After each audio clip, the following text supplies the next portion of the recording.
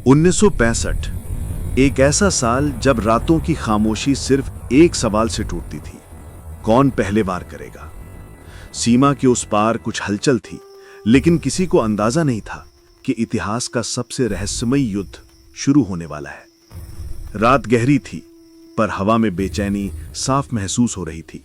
भारतीय चौकियों पर जवान अजीब से कदमों की आहट सुन रहे थे, जैसे अंधेरा खुद कुछ छुपा रहा हो। हर सांस पूछ रही थी, तूफान कब टूटेगा। सुबह होने से ठीक पहले एक संदेश रेडियो पर मंडराया, ऑपरेशन जिब्राल्टर शुरू हो चुका है।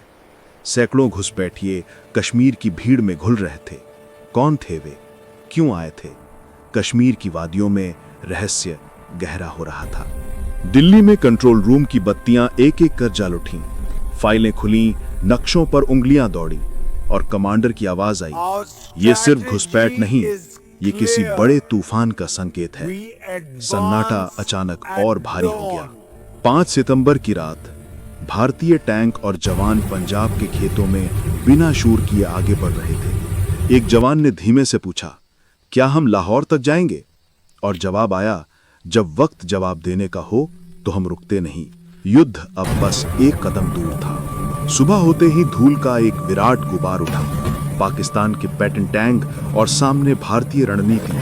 कीचड़ ने दुश्मन के टैंकों को जकड़ लिया और इतिहास की सबसे भीषण टैंक लड़ाई शुरू हुई। धमाकों और गर्जन के बीच कोई नहीं जानता था कि अगला क्षण किसका होगा। घंटों की गोलाबारी के बाद एक रात अचानक शांत हो गई। दोनों ओर के जवान थके हुए, लेकिन वही डराने वाला सवाल बाकी, क्या यह खामोशी तूफान का नया रूप है?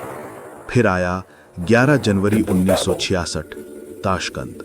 2 देश, एक टेबल और ढेरों अनकहे सच।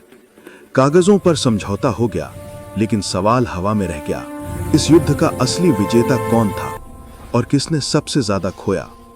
1965 का युद्ध सिर्फ हथियारों का नहीं था, ये रहस्यों, रणनीतियों और खामोशी के उन पलों का युद्ध था जिन्हें इतिहास आज भी पूरी तरह उजागर नहीं कर पाया है।